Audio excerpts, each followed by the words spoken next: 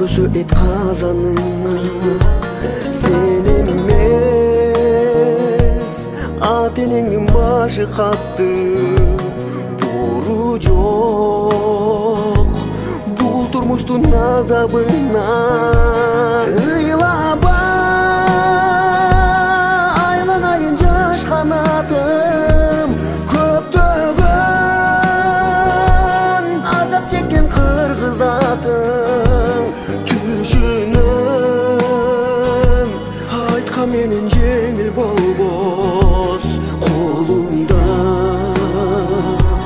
турбаган соң майлуу наным күлбөсөң